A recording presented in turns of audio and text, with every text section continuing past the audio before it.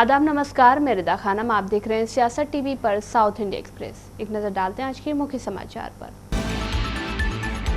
तेलंगाना के सीएम रेवंत रेड्डी ने घोषणा की है कि तेलंगाना सरकार खाड़ी देशों में कार्यरत श्रमिकों की चिंताओं और जरूरतों को पूरा करने के लिए खाड़ी कल्याण बोर्ड स्थापित करने की योजना बना रही है। इस पहल का उद्देश्य इस समुदाय को बेहतर समर्थन और सहायता प्रदान करना है। प्रजा कार्यक्रम में बोलते हुए रेवंत रेड्डी ने सरकार के चल रहे कल्याणकारी उपायों पर प्रकाश डाला, जिसमें दुर्घटनाओं में अपनी जान गंवाने वाले खाड़ी श्रमिकों के परिवारों को 5 लाख रुपए की बीमा योजना भी शामिल है। उन्होंने कहा कि हमारी सरकार ने 10 महीनों में बीआरएस से ज्यादा काम किया है, जो बीआरएस ने 10 साल में नहीं किया था। मुख्यमंत्री ने कहा कि बीआरएस पिछले लोकसभा चुनाव में कोई भी सीट जीतने में विफल रही।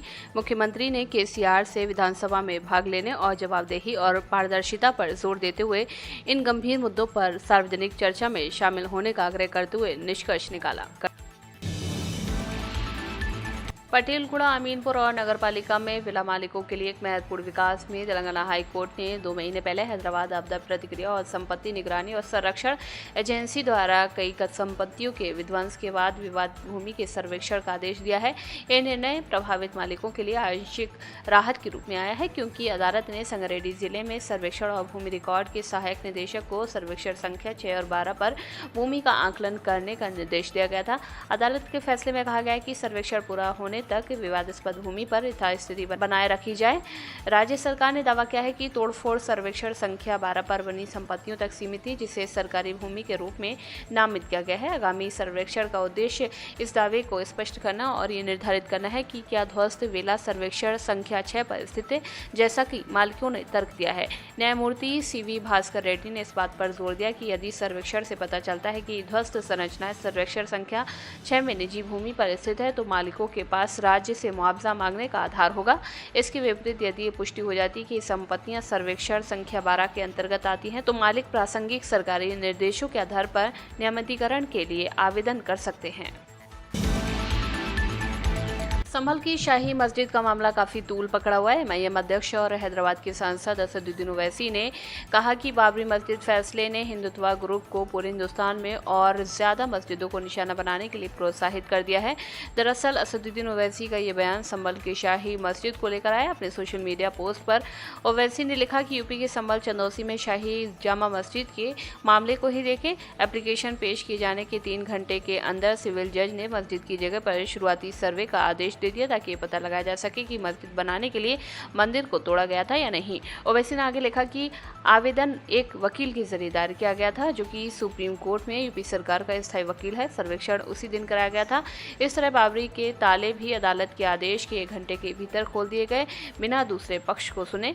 असदुद्दीन ओवैसी ने आगे कहा कि ये तेजी आम मामलों में नहीं दिखाई जाती है। अगर अदालतें ऐसे आदेशों का पालन करना जारी रखती हैं, तो पूजा स्थल अधिनियम सिर्फ एक मरा हुआ लेटर है। इस अधिनियम का मकसद ऐसे मुकदमों को पहले से ही अदालतों तक पहुंचने से रोकना था। एक मस्जिद जिसका इस्तेमाल सैकड़ों सालों से इस तरह किया जाता है कि उसे प्रेरित और सांप्रदायिक मुकदमों का विषय बनाया जा रहा है। अदालतों को इसे शुरू से ही रोकना चाहिए। अगले बजट के लिए कुछ ही महीने बाकी बचे हैं। डिप्टी सीएम मल्लू भट्टी विक्रमार्क ने विभिन्न विभागों के एचओडी को वर्तमान वित्तीय वर्ष के SC/ST उप योजना अधिनियम पर बजट खर्च पर एक रिपोर्ट पेश करने का निर्देश दिया। उन्होंने अधिकारियों से इन अधिनियम को गंभीरता से लेने को कहा है। सचिवालय में एक समीक्षा बैठक के दौरान भट्टी ने यह सुनिश्चित करने की आवश्यकता पर प्रकाश डाला कि SC और ST समुदायों के कल्याण के लिए आवंटित बजटीय धन का उचित और कानूनी ढांचे के अनुरूप उपयोग किया जाए। बैठक के दौरान उन्होंने विभिन्न विभागों को बजट आवंटन खर्च और पिछले बजट की आव्यय राशि के बारे में जानकारी ली। भट्टी ने SC/ST उप योजना को सख्ती से लागू करने के महत्व पर जोर दिया और अधिकारियों से खर्च पर रिपोर्ट विवरण के साथ आने और इसे 1 महीने के भीतर जमा करने का आग्रह किया है। उन्होंने आश्वासन दिया कि राज्य सरकार अधिनियम के प्रभावी कार्यान्वयन के लिए अपनी प्रतिबद्धता पर कायम है। डिप्टी सीएम ने इसे कार्यान्वयन के लिए एक सहायता इकाई गठित करने का निर्देश दिया है और कार्यान्वयन धन के खर्च और योजना का पालन सुनिश्चित करने की निगरानी के लिए प्रमुख सचिव वित्त को प्रतिनियुक्त किया। उन्होंने आगे इस बात पर जोर दिया कि निगरानी और मूल्यांकन विशेष रूप से अनुसंधान इकाइयों के माध्यम से इन उपायों के प्रभाव को और सफलता का आकलन करने में महत्वपूर्ण भूमिका निभाएगा। हैदराबाद के कुकटपल्ली के एक निजी स्कूल के 2 छात्र बुधवार शाम स्कूल छोड़ने के बाद लापता हो गए। विवेकानंद नगर में 8वीं कक्षा में पढ़ने वाली लड़कियां दिन में स्कूल गईं लेकिन घर नहीं लौटी। चिंतित परिवार के सदस्यों ने अपने दोस्तों और रिश्तेदारों के साथ उनकी तलाश करने के बाद पुलिस से संपर्क किया। पुलिस ने मामला दर्ज कर उनका पता लगाने के लिए विशेष टीमें गठित की हैं। वहीं इस हादसे के बाद से घर पर मातम पसरा हुआ है और सभी लोग लड़कियों की तलाश में जुटे हुए हैं। महाराष्ट्र में एग्जिट पोल और सरकार गठन को लेकर उद्धव ठाकरे गुट ने बड़ा बयान दिया है। शिवसेना यूवीटी के प्रवक्ता संजय राउत ने दावा किया है कि सरकार महाविकास अघाड़ी की बनेगी। उन्होंने कहा कि गठबंधन को कम से कम 160 सीटें आ रही हैं। राउत ने एग्जिट पोल पर भी सवाल उठाए हैं। नाना पटोले के सीएम बनने के बयान पर संजय राउत ने तंज कसा है। राउत ने पूछा कि आखिर कांग्रेस हाईकमान पटोले को सीएम चेहरा घोषित क्यों नहीं कर रहा है? जब तक वे लोग नहीं करेंगे तब तक कैसे पता चलेगा कि नाना पटोले सीएम बन रहे हैं? संजय राउत ने कहा कि हमारा नंबर कम नहीं होगा। आप जो बात कर रहे हैं छोटे दल, हम और हमारे सभी साथी छोटी छोटी पार्टियों के साथ हैं। 23 तारीख को पूरा फैसला आ जाएगा। हम 160-165 सीट जीतने जा रहे हैं। राउत ने आगे कहा कि बिटकॉइन का मामला बोगस है और उसे जबरदस्ती तूल दिया जा रहा है। राउत ने उद्योगपति गौतम अडानी के जरिए केंद्र सरकार को भी घेरा। उन्होंने कहा कि अडानी पर जो मामला दर्ज हुआ है और ट्रंप प्रशासन ने उस पर अरेस्ट वारंट निकाला है, ये केंद्र सरकार और पूरे भाजपा के लिए शर्म की बात है। हम महाराष्ट्र को अडानी राष्ट्र नहीं बनने देंगे। इसकी लड़ाई शिवसेना उद्धव लड़ रहे हैं। महाराष्ट्र विधानसभा चुनाव के नतीजे 23 नवंबर को घोषित होंगे, लेकिन उससे पहले एग्जिट पोल के नतीजों में महाराष्ट्र में एक बार महायुति की सरकार की वापसी हो सकती है। वहीं एग्जिट पोल के इन आंकड़ों को शिवसेना उद्धव गुट ने महज मनोरंजन का साधन बताया है। शिवसेना यूवीटी नेता आनंद दुबे ने कहा कि एग्जिट पोल मनोरंजन का माध्यम बन गए हैं। हरियाणा, छत्तीसगढ़ और मध्य प्रदेश में कहा गया था कि कांग्रेस सरकार बनाएगी, लेकिन भाजपा ने सरकार बना ली। इसीलिए एग्जिट पोल सिर्फ मनोरंजन के लिए है। एग्जिट पोलों पर क्या कहें, एग्जिट पोल एक मनोरंजन का साधन हो गया है। 2-3 दिन इसका मनोरंजन लीजिए, आराम कीजिए, नहीं तो बीपी ब्लड प्रेशर बढ़ जाता है। अरे हरियाणा में दिखाया गया था कि कांग्रेस की पूर्ण बहुमत की सरकार आ रही है, बन गई बीजेपी की सरकार। छत्तीसगढ़ में बताया गया था कि कांग्रेस वापसी कर रही है, बन गई बीजेपी की सरकार। मध्य प्रदेश में बताया गया कि कांग्रेस आ रही है, पूर्ण बहुमत क्या 2/3 बहुमत से आ गई वहां बीजेपी की सरकार। तो ये एग्जिट पोल जो है ये ठीक है, ये मनोरंजन का एक साधन है, इसको एंजॉय करिए। 23 तारीख को जब नतीजे आएंगे तो बहुत बड़ा उलटफेर आपको दिखने मिलेगा। जिस प्रकार वोट ऑफ परसेंटेज बढ़े हैं, 2019 के विधानसभा में अगर 61% के करीब थे तो 2024 के विधानसभा में ये 65.11% हो गए। और अमूमन देखा गया है कि जब वोट ऑफ परसेंटेज बढ़ता है तो सरकार के खिलाफ जाता है, क्योंकि अगर सरकार के कामकाज से लोग खुश होते हैं तो लोग वोट देने के लिए कम निकलते हैं, कहते हैं जैसे सरकार चल रही है हम संतुष्ट हैं। लेकिन अगर लोग असंतुष्ट होते हैं तो गुस्से में बाहर निकलते हैं, मतदान ज्यादा होता है। और खास करके कोल्हापुर ने तो 70% से ज्यादा मतदान दिखा दिया, गढ़चिरौली ने दिखा दिया। तो हमें पूरा विश्वास है कि मतदान जो ज्यादा हुआ है वो एग्जिट पोल को धराशायी कर देगा और महाविकास आघाड़ी के नेतृत्व में एक अच्छी सरकार महाराष्ट्र को मिलने वाली है। कर्नाटका के मुख्यमंत्री सिद्धरामैया के बेटे यतींद्र सिद्धरामैया ने कहा कि भारत का हाल अफगानिस्तान और पाकिस्तान जैसा हो जाएगा। ऐसा क्यों होगा? उन्होंने इसकी वजह भी बताई। उन्होंने कहा कि भारत अगर हिंदू राष्ट्र बना तो वो पाकिस्तान और अफगानिस्तान जैसा हो जाएगा। उन्होंने भारत को हिंदू राष्ट्र बनाने की मांग का विरोध किया है। यतींद्र सिद्धरामैया ने कहा कि भारत को एक धर्म का राष्ट्र बनाने का प्रयास किया जा रहा है, हमें ऐसा नहीं होने देना चाहिए। विधान परिषद सदस्य डॉक्टर यतींद्र सिद्धरामैया ने हिंदू राष्ट्र के विचार का विरोध किया। उन्होंने कहा कि भारत विभिन्न जातियों, धर्मों और संस्कृतियों का देश है, लेकिन कुछ लोग इसे एक राष्ट्र बनाने की कोशिश कर रहे हैं। ये सिर्फ राजनीतिक लाभ के लिए हो रहा है।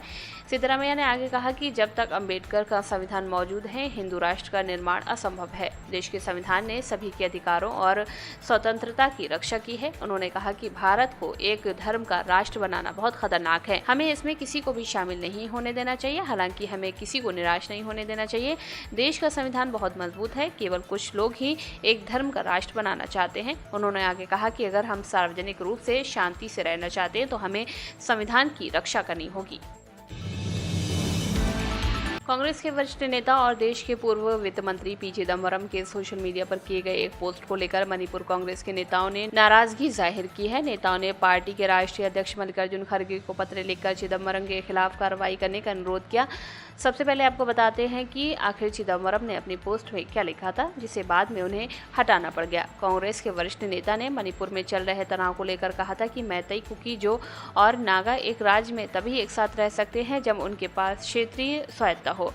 अपनी पोस्ट में उन्होंने क्षेत्रीय स्वायत्तता की वकालत की थी। इस पोस्ट के बाद मणिपुर कांग्रेस के नेता और पूर्व सीएम ओकराम इवोबी सिंह ने इसका विरोध किया और निंदा की। विरोध के चलते चिदम्बरम को अपनी पोस्ट डिलीट करनी पड़ी, लेकिन नेताओं की नाराजगी खत्म नहीं हुई। उन्होंने चिदम्बरम पर कार्रवाई करने की मांग की है। मणिपुर कांग्रेस के नेताओं ने बुधवार को पार्टी अध्यक्ष मल्लिकार्जुन खड़गे को पत्र लिखा है, जिसमें कहा गया है कि हम मणिपुर संकट के बारे में चिदम्बरम के पोस्ट की पूर्ण रूप से निंदा करते हैं। इसके साथ कांग्रेस नेताओं ने राज्य की एकता और अखंडता के लिए अपनी पार्टी की प्रतिबद्धता को दोहराते हुए पूर्व वित्त मंत्री पी चिदम्बरम के खिलाफ फौरन कार्रवाई करने की मांग की है।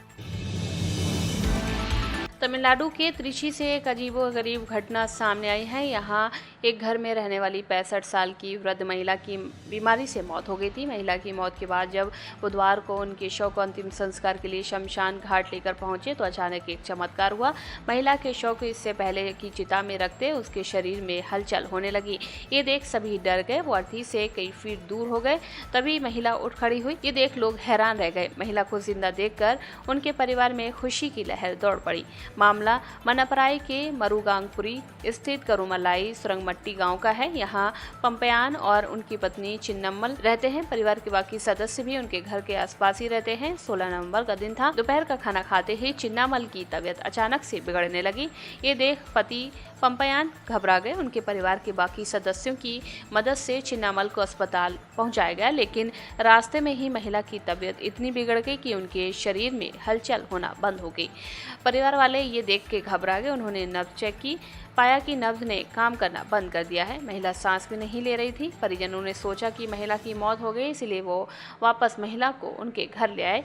यहाँ महिला के अंतिम संस्कार की तैयारी की गई। फिर देखा कि अचानक से महिला उठ गई। पहले उन्होंने हाथ हिलाया, अंगड़ाई ली, फिर वो वहाँ सभी को देखने लगी। महिला खुद भी हैरत में थी कि ये सब क्या हो रहा है। तब लोगों ने उसे पूरी बात बताई। ये मामला पूरे इलाके में चर्चा का विषय बना हुआ है। साउथ इंडिया एक्सप्रेस में बस इतना ही। मुझे दें इजाजत। बाकी खबरों के लिए बने रहें सियासत टीवी के साथ।